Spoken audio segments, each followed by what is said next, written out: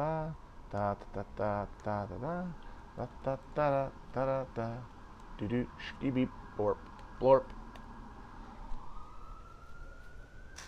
da da da da da da da da da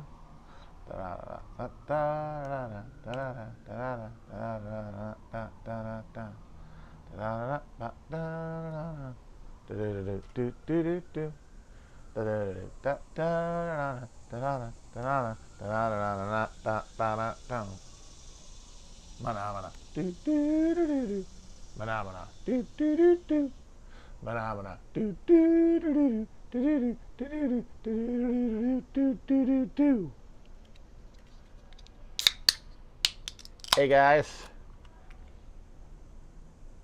going for the hat trick, as someone says. I've been on a roll. Not gonna lie, I'm feeling good. The last couple of days, I have felt on the beam. Hoping to make it 3 for 3. Don't want to psych myself out, but just want to admit that I'm aware that I feel like I'm getting to something, and I'm trying to pull that thread as far as it'll go before I kind of lose focus, which will be inevitable, and then I have to talk about squibs for another week and a half before I can get back to it.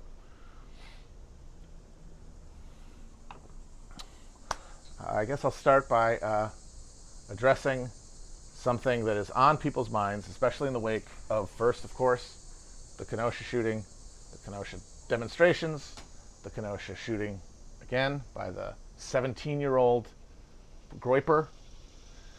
And I do think that people who are freaking out about a civil war being on the horizon really need to stop and just try to ponder, as just a discrete fact, the reality that the perpetrators of our contemporary Greensboro massacre, which was carried out, as was remembered, by card-carrying Nazis and Klan members, was done by a 17-year-old kid whose mom dropped him off.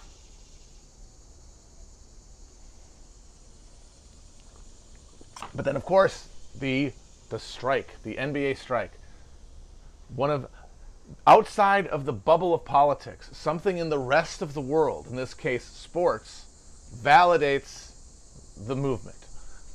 That feels like, that feels like getting a goddamn, the paddles to the chest with a defibrillator. It's like, oh my God, yes.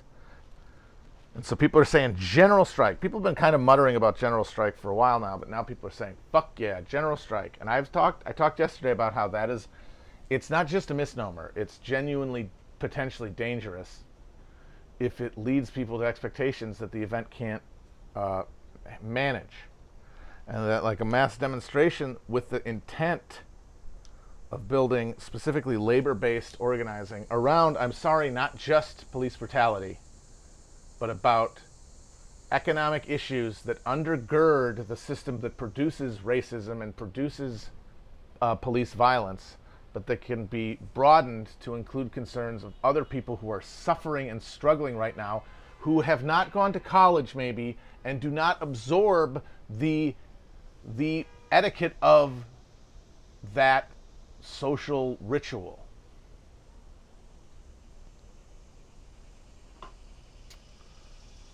And that's one thing, but like, that's a thing that you do with the recognition that if you do a good enough job over time, it could lead to strikes. It could lead to strikes.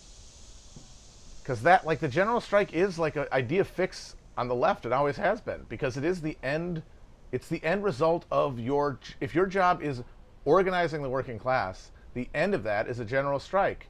Because you don't have to do anything else. You have full organization and full awareness. You have a class that has come from being of itself to being in itself. What Marx talks about when he says that there's one thing to have an existing social class created by a mode of production. It is another to have one whose experiences bring them in alignment in such a way that they are able to create their own class-aware project within the greater capitalist system of classes. And that's the move. And that, even if that's not how things happen, even if that pressure, even if that movement is interrupted by some events, some change in conditions that require a change in strategy and lead to a different outcome that is moving towards socialism, that's a second question. But that's the driving. That's has to be the end point. It's the teleological end point of organizing the working class.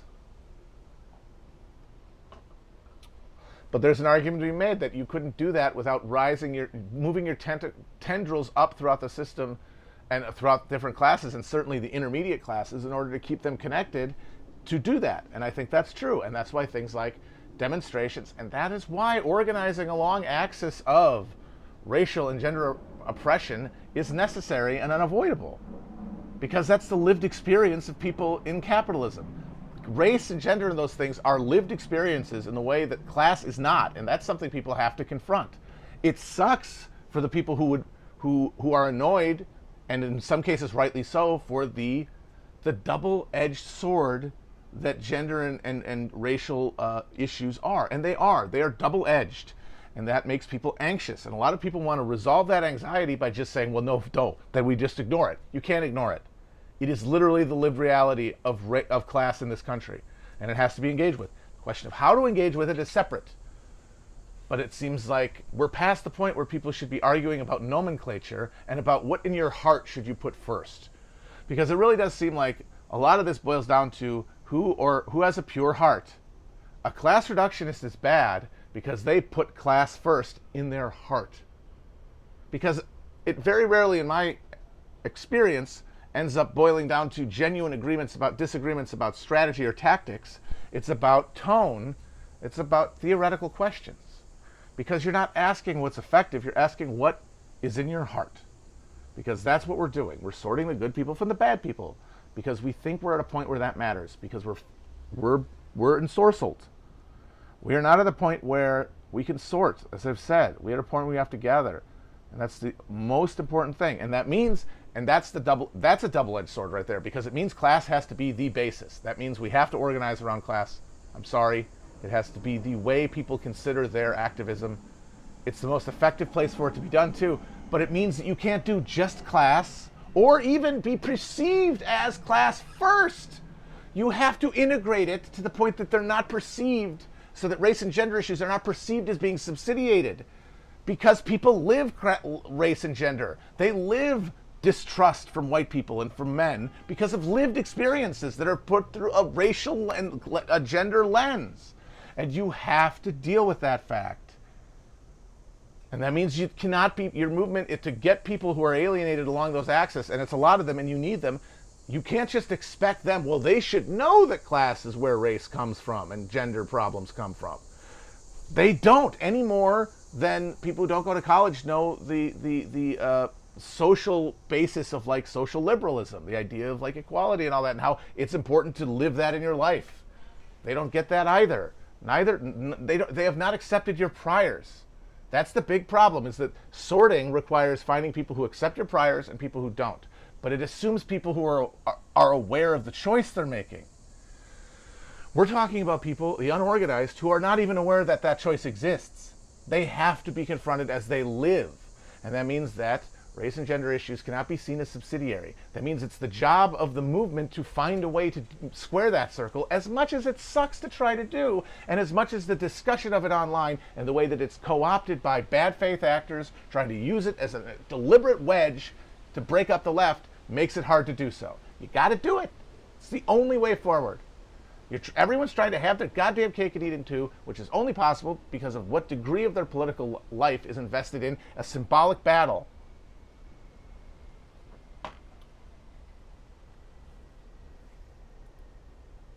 So anyway, this is all a divert. I just realized I'm on a very long tangent now, and I got to wheel back to where I was. I was talking about how we should be moving towards a position where there is a general strike, and that means we have to understand that if we do a big demonstration, like that's what people are imagining, a big demonstration. You tweet up, general strike, and everybody shows up. I mean, most people are not crucial to the work process, the flow of goods. They're not working at Amazon fulfillment centers, and they're working at big box retailers. They're not essential. Most people aren't essential. And those people who go out who are unessential, they will believe that they're contributing to a strike. They will feel like they're part of a strike. They'll think that's what a strike is, which inhibits your ability to turn that energy into actual effective organizing, which will lead to and include as a broad strategy, but include partially strikes. That will be harder to do if people think they already did a strike.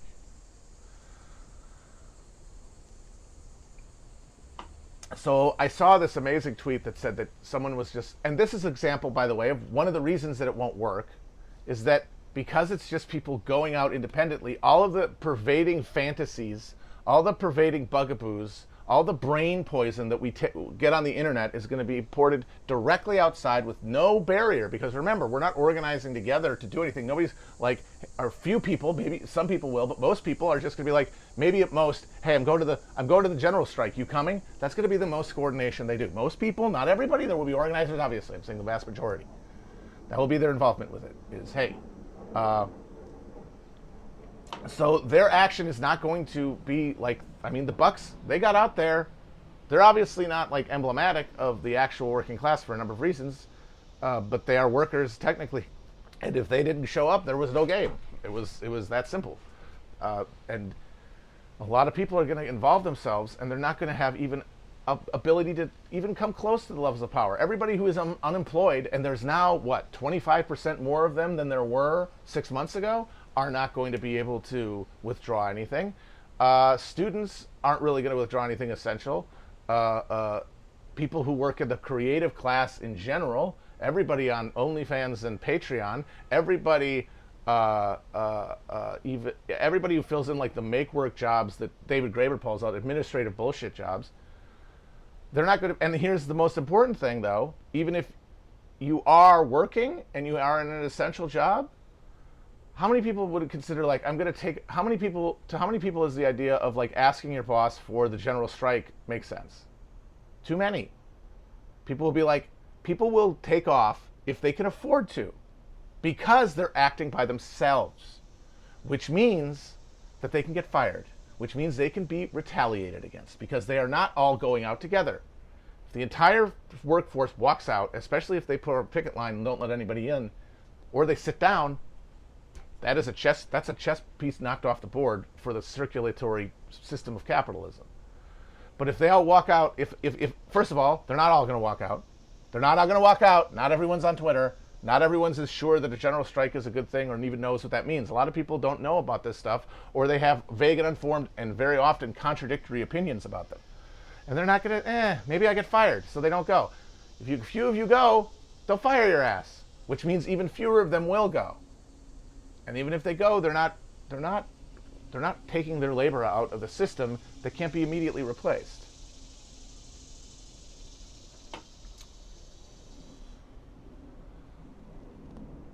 So it will not be a general strike in any sense. It will be a demonstration.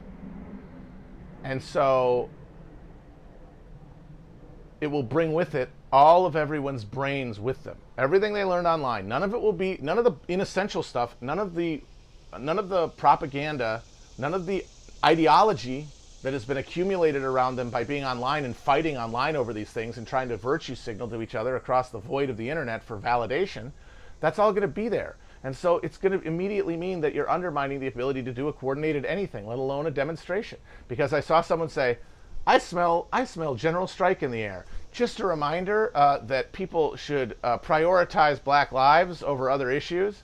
And I saw somebody else saying, and it's like, okay, so you're assuming a thing out of the ether, and then you're creating some sort of loyalty test. People are going to have to say yes or no to whatever you're saying, even if it's as vague as that, because it's very, very vague. What do you mean?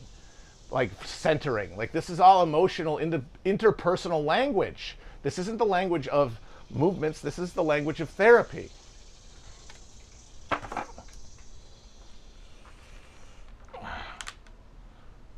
The sun's getting in my eyes, guys.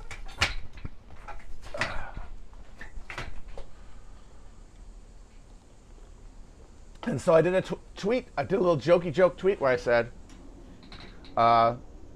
if you find yourself smelling burnt toast, orange peels, or a brewing general strike, you might be having a stroke and should consult your physician. And a lot of people yelled at me, and specifically what they said to me was, they said, oh, so we should do nothing.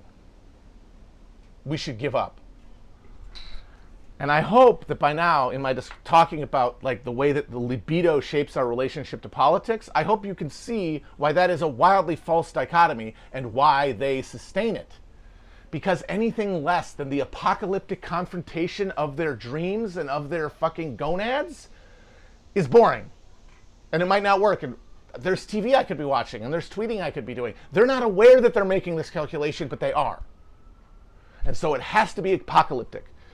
Because anything I tell them about what they could be doing in their community, and like I said, I couldn't say specifically, I would have to know where they live and what their context is, because there is no generalized answer right now. It's grasping in the dark. I would say, try doing that. And whatever that is probably going to involve going to meetings. It's going to involve maybe going door to door, talking to strangers, doing shit work for no money. Or you could walk out your door one day, and at the end of it, capitalism's gone. Which door are you picking? If you think they're equally likely in your head. The only reason, and the thing is, if you are not acting from self-deception, if you're not acting from gonadal instinct, you will recognize, okay, yeah, no, this fun, and I would go to the demonstration, but I'm not going to turn it into the apocalyptic confrontation of my fantasies. And that means maybe you'll act about it more effectively. Like, one of the reasons people are willing to say stuff like, yeah, general strike, we're having one. By the way, it better be focused on racism, is that you're assuming a level of efficacy that is completely in your head and fantastic. You're like, you've already in your head, okay, we have the general strike, we have capitalism on the rocks, now we better talk about how intersectional our Constitution's going to be. No, we're not anywhere near that. We are so far from that. You're smelling nothing in the air. And that's only sustained by the fantasy that this is the big apocalyptic confrontation. If you recognize it as a baby step forward, then you will have baby step expectations. And you won't make massive apocalyptic demands of loyalty to your point of view. Determining the fucking who's in the book of life and who's the wicked and the righteous that you're judging from the fucking Mount of Olives.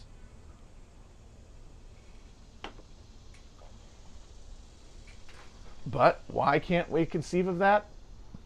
Because it doesn't get us going. We want to have that, we want to get out there and we want it. We want it. Even if we get annihilated, honestly, and it brings in fascism, that has its own pleasure. Being right and being oppressed and having freedom and the anxiety that freedom brings with it removed. That's in there. That's in that Reichian wheelhouse. And so if I want to get more specific, a more specific critique of the concept, I just want to note that there needs to be a resolution in people's minds. The kind of people who think that a general strike is possible and needs to be emphasized, and in those terms, what they think, how it would work. Not even in terms of how it would be organized, because like I said, they've already gone in their head past organizing, so you can't talk to them about it. They don't see it. It's invisible. It doesn't appear on their fucking visual spectrum. In their head, we're already organized enough to win. And so when you talk to them about it, it's like fucking Snuffleupagus before they made him into a normal part of the Sesame Street, when only Big Bird could see him. But only he's real, and no one else can see him, even though it's really there. Like that, then it's been like occluded by ideology, and only the guy with the fucking They Live spectacles can see him. And you're yelling, look at fucking Snuffleupagus, and everyone else is like, what's even there? They're not thinking about if we can get there. They've already assumed we can get to a critical point of conflict with the state, to a point of its legitimacy being in doubt. It seems to me to be a fair definition of the end state that this is supposed to bring about. Now, if that happens, there are two resolutions. There is one where the state backs down. The state decides at the critical point not to escalate to final confrontation, but walks back from the precipice by doing enough to get the demonstrators, the strikers, to demobilize. And the other one is, of course, They won't. They've reached a point where they will not step down. The demands are too threatening to them and to their existing order to accede to. They know, like, war is not preferable to peace, but war is preferable to these guys taking over on the conditions that they have now. We need to renegotiate from a position of strength, which means we need to call their bluff about physical violence. And then it's up to the protesters to say, do we accept that our bluff has been called and step back, or do we decide that it wasn't a bluff and go all in? And then the contest is determined by strength. Now, I don't think it would ever get to that point, because I don't think anyone would ever, from the point, if it got, first of all, wouldn't get to that point of conflict, because there would not be enough sustained social pressure to keep that up. It would dissipate just over time. People, they want to go to lunch. If there's nothing coordinating their action, they will walk away, especially if it doesn't look like they're getting anywhere. So if it's enough to get to a point of crisis, the first sign, the real sign by the authorities, will either be met by a climb down or defeat. And I can say that confidently. And if you want to argue that, then I don't know if we're on the same, we're living in the same porthole of like metaphysical understanding of the world we live in. We're vibrating at different frequencies. I'm not saying you're wrong. I'm just saying we can't really have a conversation on this topic. So that leaves winning by getting the state to back down. That means that you are not dismantling the state. You are not replacing it with a new socialist order. The current system of government, even if specific people in it are switched out, the structures persist. Not all of them. Anything that is extraneous to the functioning, to the core functioning, can be offloaded one way or the other, politically or economically. The load-bearing members, though, they have to maintain, or else they wouldn't have won. I mean, that's what winning is maintaining what you, maintaining the structure of your win state is winning, and the structure of your win state is this system. So that means you're making a deal. And that's not a bad thing. In fact, that's a good thing, because that is a kind of situation where you can stake a claim on building a new foundation that will put you in a position where the next time there's a critical conflict, you win. People say the working class really fucked up by backing the New Deal because it ended up making them lose. I don't agree with that. The New Deal was a fantastic deal for the working class broadly, considering where they were coming from. It was revolutionary in the way that it broke the civic relationship between the state and the individual. It broke it. It founded a new social reality that was more progressive than the one that existed before it. And what that did is it created a much stronger working class. A working class that was theoretically able, if crisis once again emerged in the system, to once again confront capital, it could win. Now, the point of crisis came. The point of crisis came in the 70s. The problem was, for other reasons, due to decisions made after the New Deal, labor was not in a position to win that conflict. And that's why we are where we are now. So getting to a deal is not a sellout, and it's not a failure. If you're doing a deal, it's because you have to do a deal, and getting the best deal puts you in the best position for the future. And hey, if you really want things to happen quickly, I got good news for you. I bet the next crisis, if we ever even get out of this one, is going to come a lot faster than the current one, than the last ones have. Like, we're at a critical point where this cycle is speeding up. And don't you want to be in the best possible position when that happens? So the question becomes, what demands are you making of the system to get you in a better position for the next battle? And I would say, if they are primarily racial in origin, if they're primarily about policing, then you might really get significant defunding of police. You might really get mass firings of abusive police officers and real oversight of police in the field. But because you're making a deal now, remember, I'm assuming you're making a deal, not that you won, you're not getting rid of policing. Policing has not been abolished. Because if you accept my premise that policing is a load-bearing structure of capitalism and neoliberalism, and I believe it is, it cannot be gotten away with in a win condition. And this is a win condition broadly for capital in that confrontation. Now, what else has happened? Have you strengthened bonds? A little bit. You've given people an idea that things are possible, which is going to make them more motivated. But those ripple effects are going to be second order. Meanwhile, all of the gains you've gained are going to be clawed back in the form of more authoritarianism as conditions decline, which means if you've defunded the police, but the police are still there, guess what? Here are military private police. Here are drones. Here is some technological patch to fill in where there can no longer be public consensus over being governed, which is what we've been slowly doing, is replacing the public will, the public acknowledgement of sovereignty necessary for the state to function, with a technological coercion that doesn't require it. And that's one more strut replaced. Next crisis comes, you might have more organizational capacity to get another strike going, but you have not created an engine for your movement. You just had a splash that will ripple out, have some effects that linger, but will not hit the bedrock.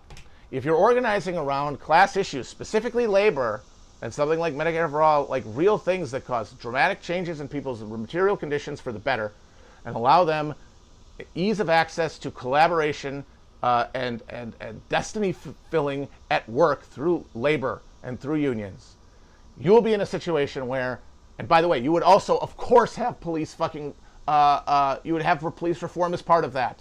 It might not be as much police reform as you would have gotten if that was your sole focus or top focus, but it would be in concert with a significant bedrock shift that means that if another crisis comes, you are in a better position vis-a-vis whatever that police force is, as opposed to a weaker movement against a less formally composed military or paramilitary police force, but a subsidiary private one that's able to fill in the gap.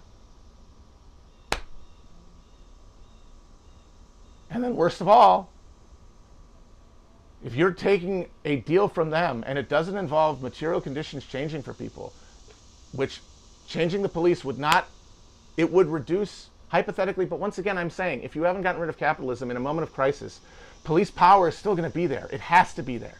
So the changes are going to be almost by definition cosmetic, and over time they will wear away. And what will have been the point? And it will mean that the next crisis means not only have you not built rhizomatic networks that could be brought up and used to mobilize during a crisis moment and to press against like the worst outcomes of the current system, people are discouraged. Because what happened last time?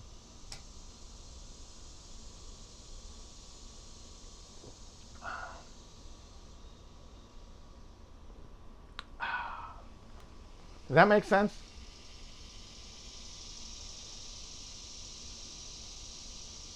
I've only said rhizomatic like 3 times.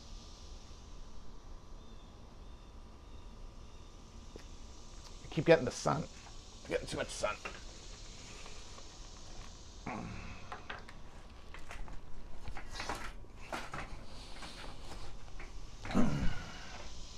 Shit.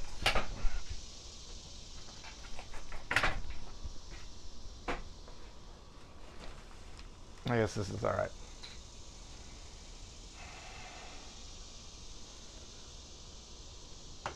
On a related point, it occurs to me that I might have, over the course of my discussions about fascism on here, I might have given short shrift to the argument that we are in a pre-fascist moment, and that fascism is an accurate description of what is to come. And it involves stipulating, as I have, I think, pretty well argued, that we are not in the social conditions for mass fascism to emerge, but that fascism did not really win in the streets anyway. Fascism won through existing political structures.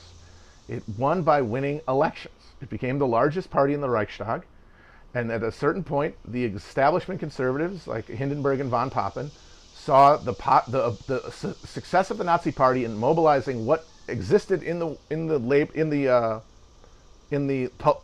political population, sufficient mass participation to get them to that point, and then they said, these guys are our only hope against the left, and they put them in power thinking they could control them, and they got turned around because of the momentum of like the forces involved and what they had unleashed. And then the argument would be, no, fascism isn't going to win because of street battles, but if the political the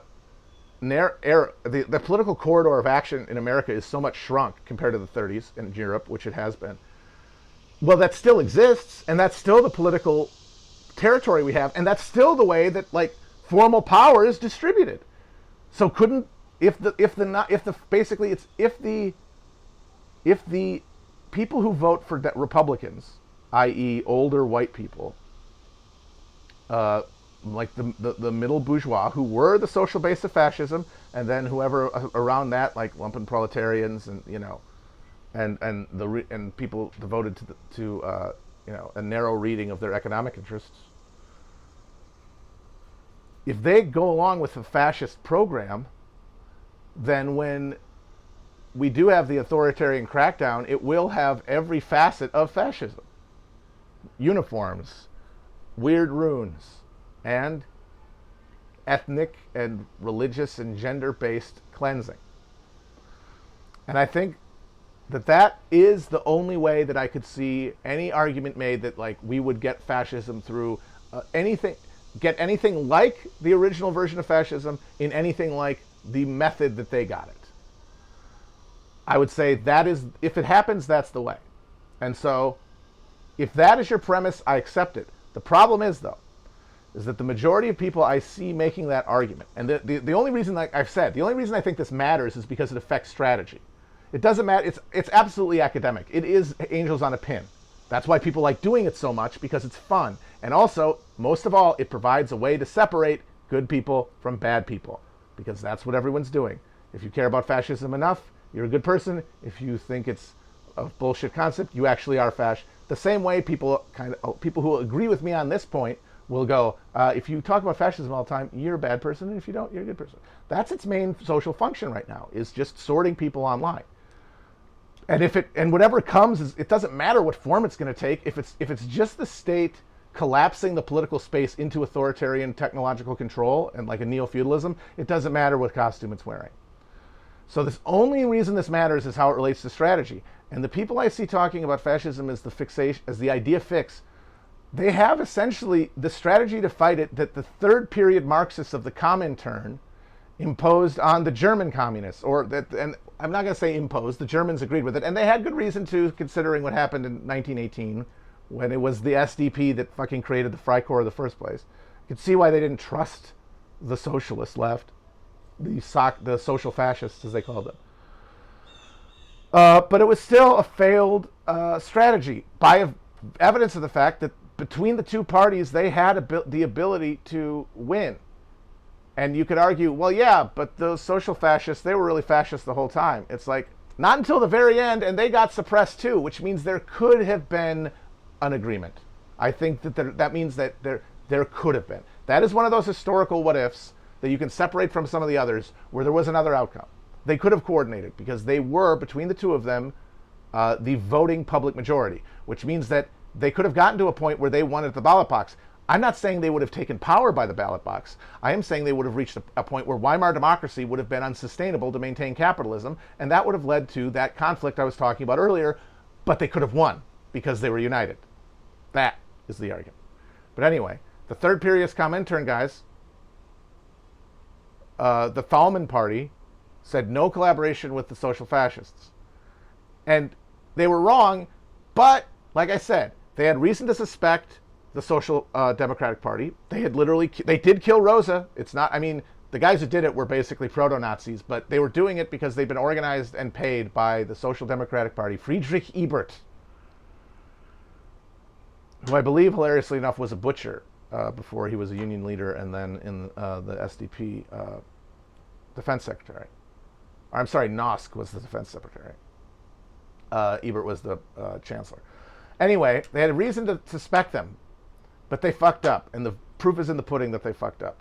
So if we're in the same situation, facing roughly the same political and economic crisis and threat, and roughly the same array of forces, then shouldn't we not do what they did? Because, like I said, they had every reason to suspect the SDP, And they also had the second biggest political party in Germany and the Soviet Union just over the fucking the Urals. They were in a situation where they thought, hey, we could win this if it comes to a conflict. Let's fucking rumble. But these people are basically third period come intern people without a party or a foreign ally. They're just a bunch of fucking people online and in orgs, but unorganized along any kind of party structure. And to me, that means that you are only interested in this question not because you care about what works, but you care about what gets you off. You care about the libidinal association with fascism. Because these guys will talk all the time about fascism. Fascism is like the aestheticization of politics. It's turning politics into coming. Forget reason, forget dealing with other people, forget the negotiation and the slow boring of hard boards. How about some fast, lubricated thrusting into hard boards, soft boards, any kind of boards? Give it to me. Yeah, that's fascism. Well, so is fighting fascism. Not just that, but that's part of it. It activates the same sense of apocalyptic confrontation and purity, personal purity. Because here's the thing that you loathe, that you were fighting. Fascists feel the same way. And I'm saying is that eventually you get a point where those social orders, if they took enough of the, if that feeling, if that erotic dance was effective enough, it was symmetrically enough distributed, let's say that, between fascists and anti-fascists, you'd eventually get to a point where the working class was fully anti-fascist, the state was fully fascist, and they would go to apocalyptic conflict with one another. The problem is we do not have anything like a symmetrical array of forces. You have a right that is largely as disorganized as the left, but has the massive advantage of being on broadly the same goals as power. Because unlike the Nazi Party, they did not see themselves as a third wave, really. They did not see themselves as a revolutionary pop movement. And that's the thing. Fascism was revolutionary in its own way. That was the energy of socialism it stole. It's like you need to get people a reason to come out. And how do you get non-class conscious people to come out and rumble and stomp and fight instead of just passively observe politics? And it's to give it stakes, it's to give it anima. And that's what fascism does. It gives you a thing to hate. And so does anti-fascism as a organizing structure for your politics at this point. But anyway, like I was saying, is that has to get that means that you have to feel like you're revolutionary. You have to feel like you're destroying a system, because the system sucks. Those people did not have the fantasy that a lot of people now on the right have, that there's any compatibility between capitalism and their preferred world. Because they were close enough to the Germany of their hearts, their grandparents' Germany, their great-grandparents' Germany. The Zormarch Germany. The Germany of fucking Barbarossa and fucking Arminius and Frederick the Great. They were closer to it than we are. We're completely atomized and spiraling into space. We're not hearing any of those echoes. Is that they knew that this system needed to be destroyed. And so they were a revolutionary force. And they did overthrow the current system. Like fascism, at the end point, capitalism was subordinated by the end of that war. Because it was a revolutionary force. But of course, because it was a fascist, nihilistic revolutionary force, it was not connecting humans together to generate the coming together of the fucking world spirit, self-consciousness of humanity as a fucking species.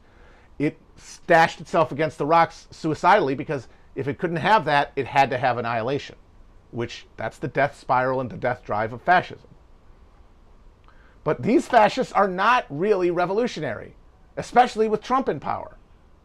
They just want Daddy Trump and the current system that gives them a consumer economy where they get to pull their put on the internet, and they get to get Seamless and Amazon, all the stuff that they deride as bugman stuff. They still get that, but they get to watch the fucking liberals get so trolled that they get thrown out of helicopters.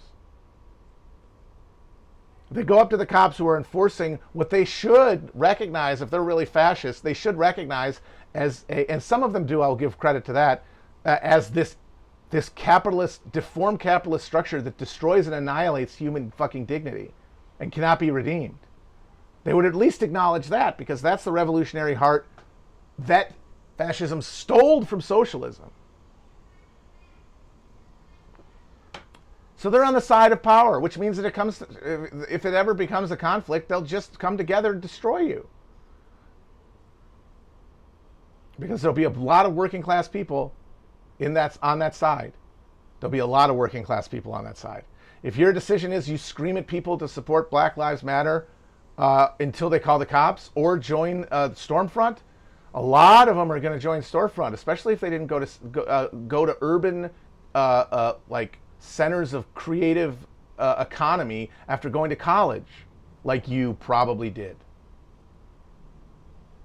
And they're going to be on the wrong side when the conflict comes, instead of on your side, because you did not organize the entire working class against the mechanistic techno structure of capitalism and its attending class allies.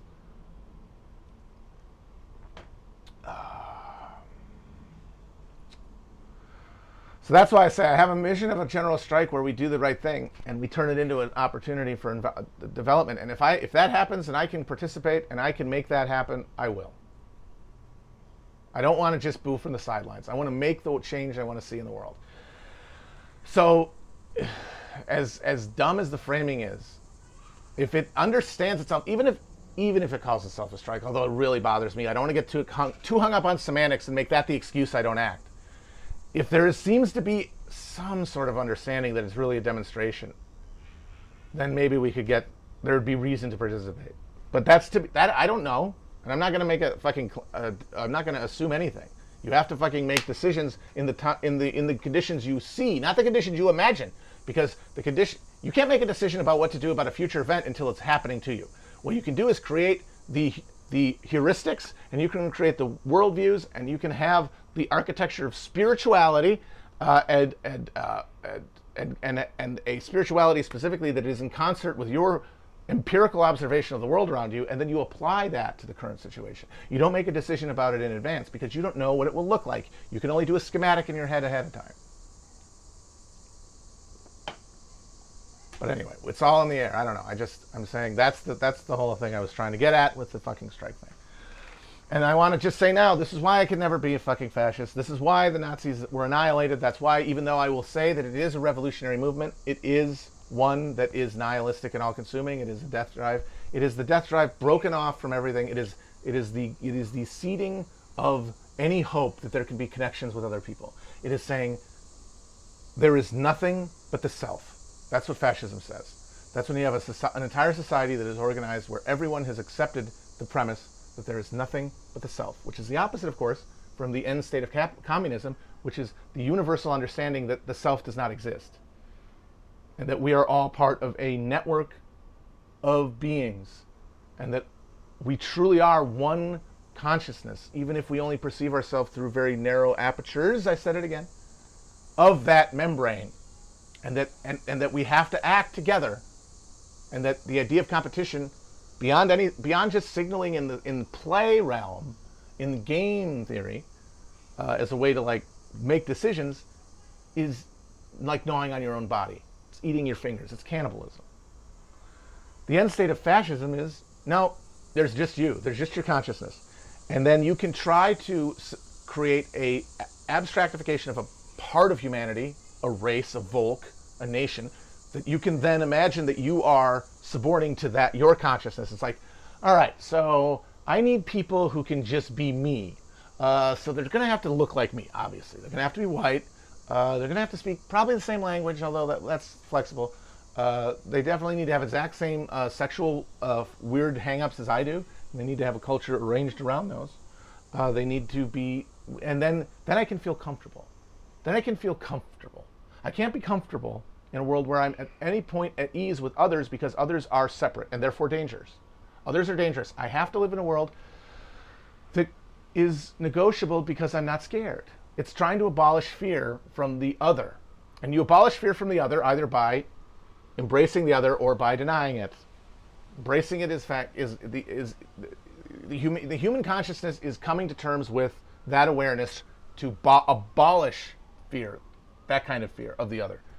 The other is to embrace it and make it the only guiding point of your life. And that means I can only be surrounded both around me and in a imagined community, as Benedict Anderson would call it, around me that is like me, so that I can feel safe. And they will argue, well, you can't have social harmony unless everybody feels safe. I would say, well, if you leaven alienation with if you leaven alienation out of social existence, you don't have to worry as much about fear and anxiety, and so therefore you don't have to do that really, and that process over time leads to the bleeding out of anxiety about otherness, because we know that happens. It's not complete. It's not a complete process, but we know for a fact, you observe it in your life, it exists. It's not all, and that's the other thing. You have to have a conspiracy in your head, because what's making this stuff happen? Why is there interracial relationships of any kind? How can people get comfortable enough with other races in order to have any social intercourse? And the answer is, well, there's a cabal, there's Jews, or there's lizard people, whatever cosmology you need an intervening force to make that happen. The beauty part of being a fucking materialist, is communist Buddhist type like I am, is that you don't need that. You don't need to say, oh no, that's what's making people relate to one another. It's because relating to each other is all we do. And it's just a question of creating a world in our minds where we are not being guided away from our knowledge of interconnectivity by our fear of other, by our basal libidinal instinct of seeking pleasure, i.e. comfort, and that is often familiarity because it's soothing, or avoiding pain and fear, which are associated with uncertainty because we don't want to be attacked, because what if we're hurt? What if we're hurt? What if we're killed? Well, if you really have reduced, not eliminated, you can't do that unless you transcend. So if you get to just a more elevated point of lowering a connection to yourself, you also lower that fear left threshold. But the thing about that is it can't be asymmetrical, because if you lower it too far and the world around you is still filled with people like that, you will fucking get owned. That's what the class project is. It's bringing enough people to do things at the same time that you have leavened material alienation at a speed that allows for the accumulation of understanding across difference. The fascists, for many personal traumatic reasons, I mean, most of them were abused in some way by either the internet or their parents. I mean, and the Germans, they're literally an entire country with PTSD, for Christ's sake. They went from being, they had just emerged from the idol of the early modern romantic period. They were walking around. There was a whole movement in Germany that people call proto-fascists. So these young people going out and finding the German spirit out in the countryside, marching around. Within 20 years, or within 5 years, it had been by the end of it, it had been it was interrupted by World War I. In the middle of that, everyone's having a fucking picnic, and fucking a giant chunk of their population died, and the rest came back traumatized. And then they immediately had a civil war that led to fucking the taboo against national, the idea that even within the nation there is a coherent self. No, that was destroyed. Why? The Jews. Why did I do this? Why did we do this to each other, the Jews? That's got to be the answer. It can't be capitalism. It can't be the system that sets up antagonisms in the first place. It can't be the system that drags our spirit out of us and leaves us bereft, and that bereftness driving us towards violent, heedless pursuit of some sort of personal opiate, whatever kind it may be, some sort of surplus of someone else's. And so we fight amongst ourselves for the remnant scraps. Well, above, all is consumed. And then we blame each other for the resulting conflict. Because I really think there is an observable dialectical relationship between social order and production that is leading us through the human race coming into awareness of itself. And I think it went something like this. Bear with me. So we've got the first human social organs, right? Tribes, small tribes.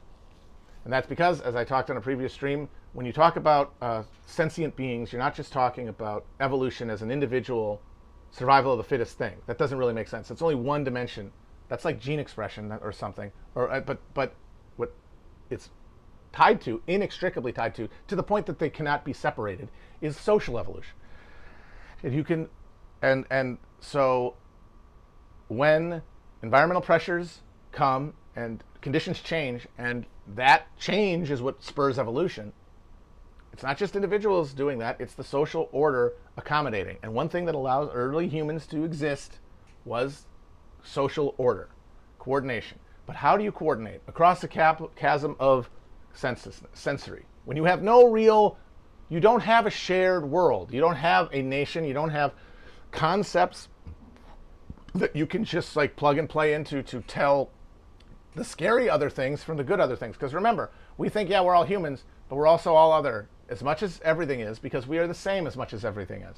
And so we have to have people we're comfortable with, people we can sleep around without feeling scared, because you got to sleep at some point. And of course, the first is the family. Those are the people you're around the most, and those are the people who you can feel most comfortable with because you've seen them act enough times that you can predict how they will act in the future. And that is how you make choices as a conscious being. And so you've got the family, but then you've got across that the tribe. But in early days, when you really still don't have communication and you don't have like complexity of concepts to share, the only way you can really tell is eyesight. Is like who's in your eye view. You know, like it's something like 130 or something is the size of human primate groupings before they break up. Because at a certain point, if you can't keep someone in your eyes, you don't know what they're doing. If you don't know where someone is at all times, you don't know what they're up to. And all it takes is one person to take advantage of that alienation from another to exploit it by deciding to oppress. All it takes is one, and that social trust that's necessary for you to function as a social organism is eroded and destroyed. So you got to keep people in eyesight. What allows us to go bigger is communication, is symbols, narratives. We are able to communicate across the distance, and that helps us tell friend from foe. And that fills in the gap so that we don't worry that the person we can't see isn't going to come and get us, because I've talked to him, or at least I've shown him the same rock pictures or something, and they have rock pictures in their thing that's the same as our, whatever. There is a sigil, there's a sign, there is a connection there that fills in the gap of anxiety and lets us sleep. And then those symbols turn into our first concepts, which arouse around the spiritual, the emotional, because we don't have an intellectual architecture for anything to be expressed as. We can only express things through emotion because we haven't even invented intellect yet. It's still, you have to have language to have intellect. And so with language you have religion. Because don't do something, why not? Well, because I'm like you, and you see, if both of us are afraid of the other one, then neither of us will be able to sleep in front of the fire. You can't tell someone that. You don't have the capacity. And more importantly, you don't have the ability to know that he'll believe you. Because it's just really an intellectual argument. And like I said, these concepts aren't really extant yet. What you say is, it will anger a greater power than either of us. And if you act well, that power will do you well. And since you live in a terrifying wilderness, when you're totally at the whim of seasons and storms and sun and moon and rain, when these things determine your life, of course you're going to just logically think anyway that this stuff is in charge. You tie that to behavior. That's what the symbolic order does. And so the first consciousness, that's the first leap a human has to make to resolve the contradiction of being one consciousness in a universe of consciousnesses. And a universe period. One finite point in an infinite expanse. We have to resolve that. The first resolution is, okay, I am whatever, I am a thing, a self. These people are not self, but they are close enough to self that I trust them. But that means that you're going to be fighting other people because there's other people out there. They have different symbols. They use different things. Uh-oh, it's time for a rumble. And eventually, once this pressure leads to, hey, maybe we could get an edge with some agriculture. You find some fucking wild corn or something, and you've created settled societies. That work has to be distributed. And how will it be distributed? Well, now whoever is most adept at manipulating the symbolic order can basically determine who does the work. And who the hell would decide to do as much work as the other people? I'm over here thinking this shit up. Why the fuck should I be in the goddamn rows with you losers? Especially if my ability to manipulate the symbolic order gets bigger, stronger guys to listen to me. All of a sudden, boom, you've gone from a priesthood to a kingship.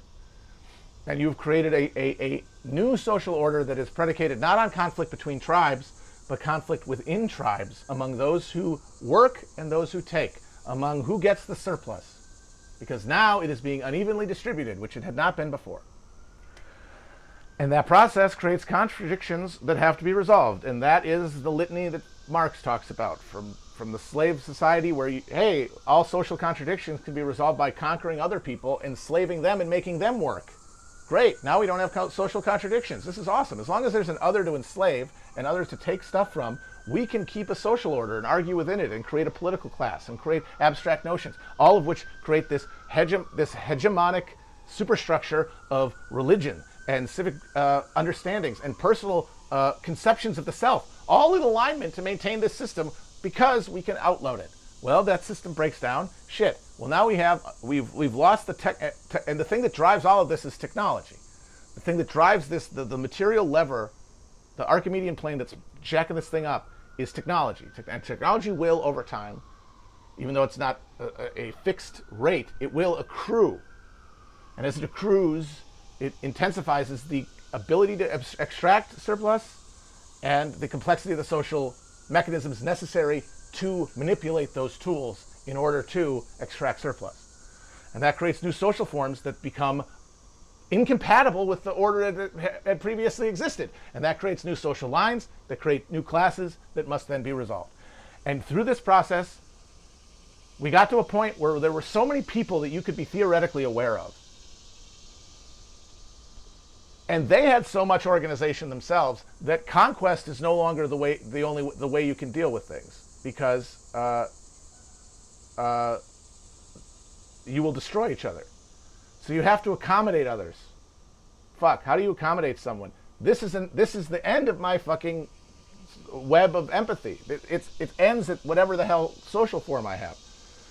But our complex economy now requires us to trade because everybody is geographically bound, and that means that they're bound by the resources in their geographic area. Shit, they gotta trade them. How are we gonna trade them? Fuck. Shit. And that means we gotta trade them within our society, which had been like refounded on like the feudal order, which is just sort of like reasserting like a tribal familiarity, but hierarchically arranged in order to generate surplus, which means that even though it's stable, over time it becomes unstable because it's generating conflict. And that creates the liberal self, in which, there is something called a human race, and we are all, at a metaphysical level, equal. And that's where we've been. And that's the conception of self under capitalism. That was the big inflection point, away from grouping, abstract grouping around symbols, which was away from tribal connection to like people actually in your vicinity. But now we're at the end of capitalism, one way or the other.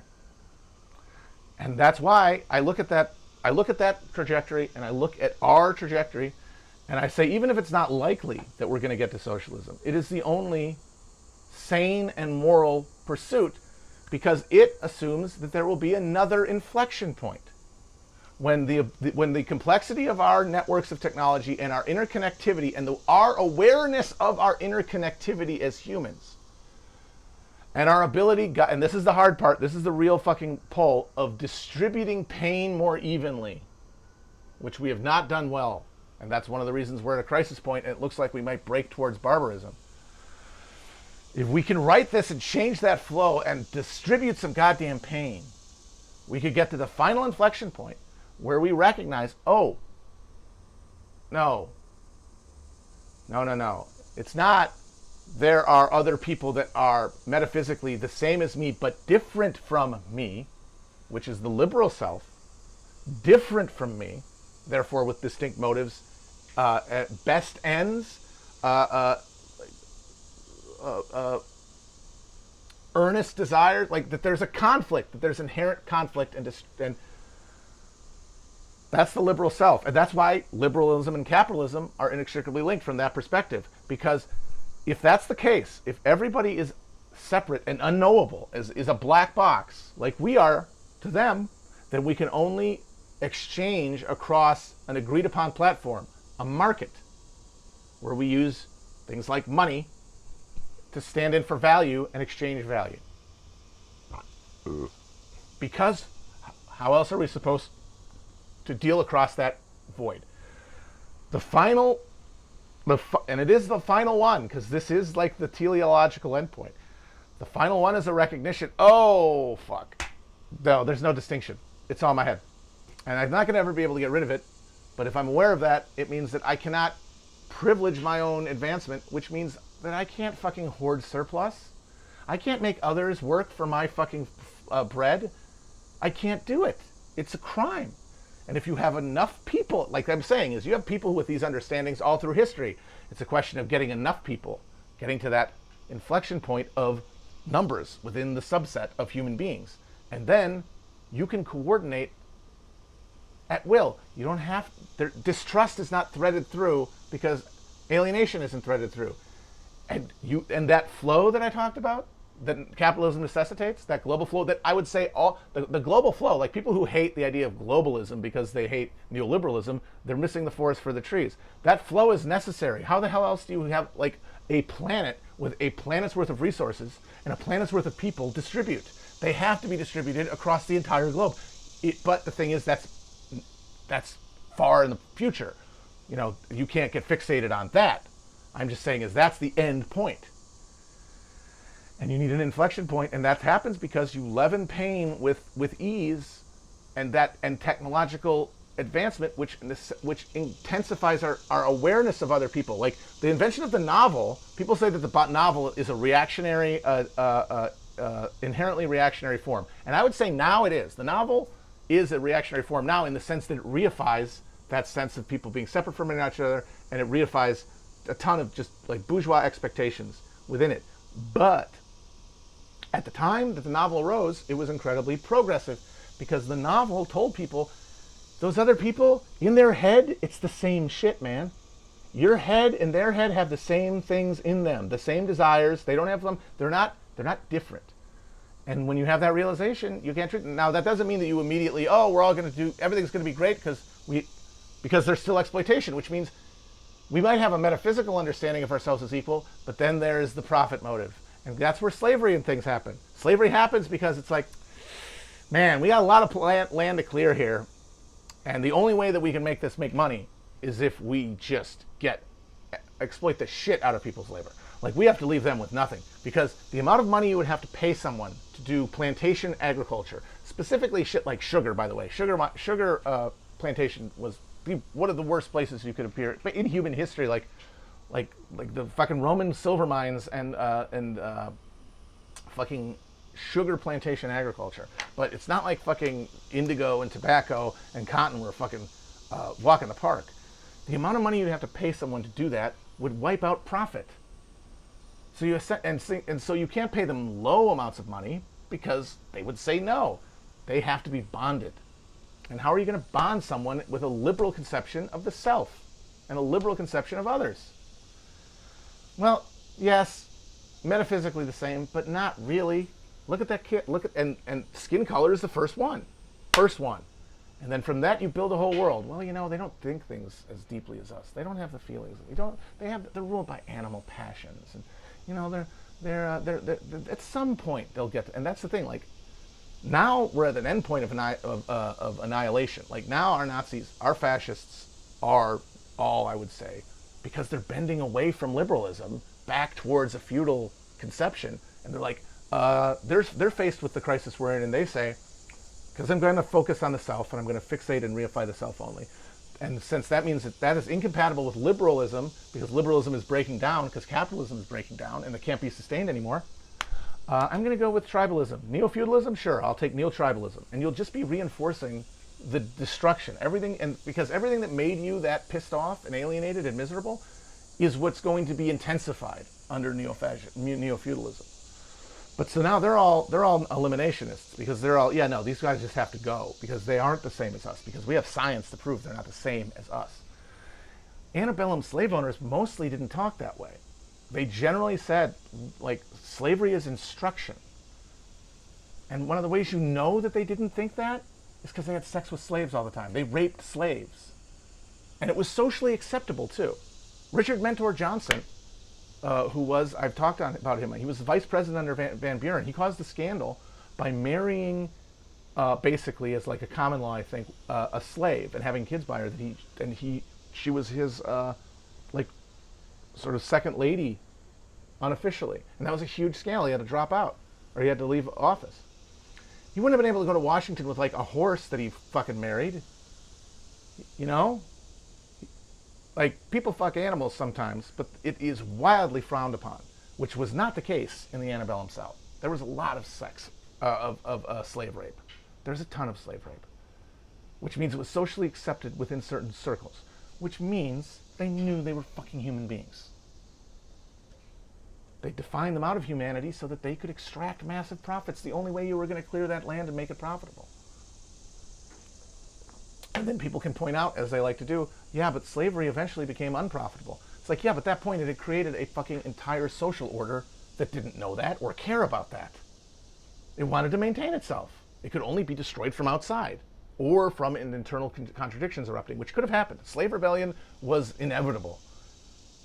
Slave rebellion was inevitable in the South. If you want to talk about how if they won the Civil War, slave uprising was not in any way out of the question. Especially when you consider how the course of the war loosened slavery to the point where if they could have gotten it back in the bottle, it would have been, that jar would have been tough to fucking put up.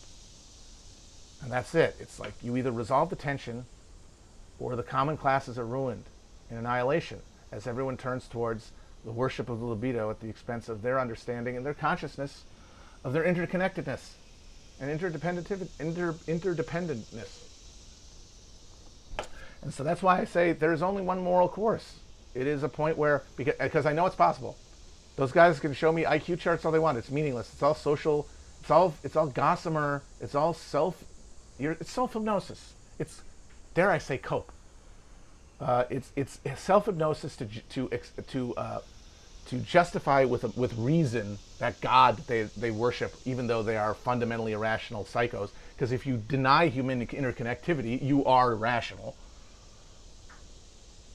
You have been mystified by the fucking superstructure around you.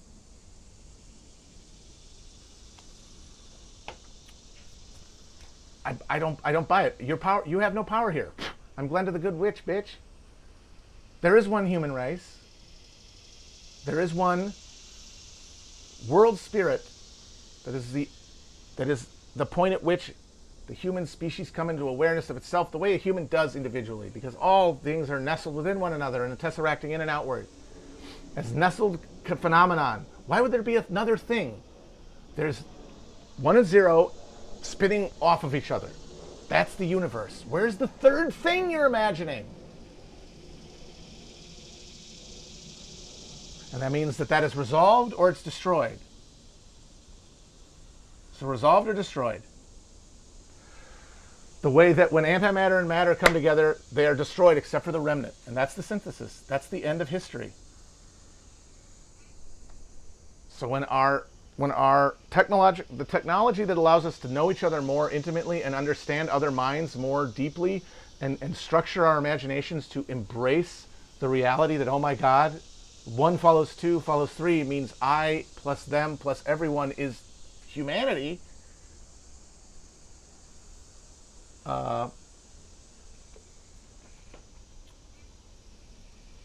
Or the flip side, the double edge of the technology sword, where, oh, technology allows me to extract surplus without having, because if there's 2 guys on an island and one guy wants to work and the other one doesn't, the problem for the other guy is he's got to hold a gun the whole time if he's got one, or he's got a spear or something, right? He can never sleep. He needs somebody to like spell him watching the other guy. You need that. Which means that eventually you will destroy if someone else has to do the work, and they do because I don't want to do it, and I am the only thing that matters, and I can put justifications a million miles on top of that, but at the end of the day, I don't want to do the work. Because who wants to do the work? Work sucks. But if work is collaborative, if work is understood to be constitutive of society, if you're considered constitutive of society, then you're not accumulating pleasure and pain along an axis of personal sensory experience. And you can cooperate, and that gun can be put down. There's no social enforcement. And that's what's so funny about like leftists who embrace culture war the way that the right does, and just get off on separating people. And most importantly, internalize this logic whereby you can have no self-interest. Like white people, the necessity of them to be anti-racist is just for other people. If your life is worse, well, that's good. You deserve that. Your life should be worse. Even if it encourages capitalism, even if it doesn't do anything to destroy the systems that create inequality and misery in the first place, well, you should feel bad. Why? Because they're not doing what they do because they really think that there's one social fabric that they're part of. They think having a social fabric, communism, is good for me.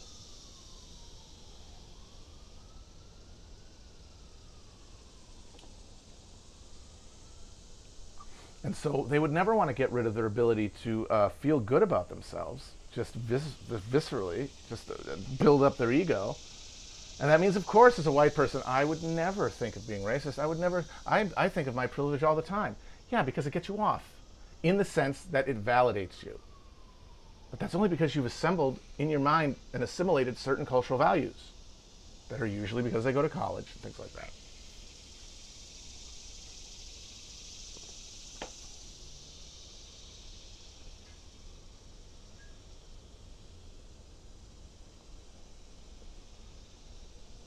Because if you act that way, whether you know it or not, you're driving this whole process towards a critical juncture, the socialism or barbarism point, and helping us be carried off into the abyss.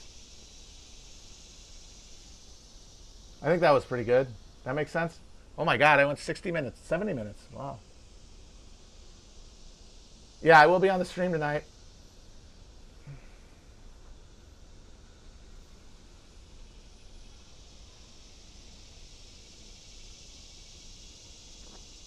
All right, I think I'm gonna go. I probably should just leave people on that one and to stew and not like confuse people by talking about normal or something. So I'm going, guys. Bye bye.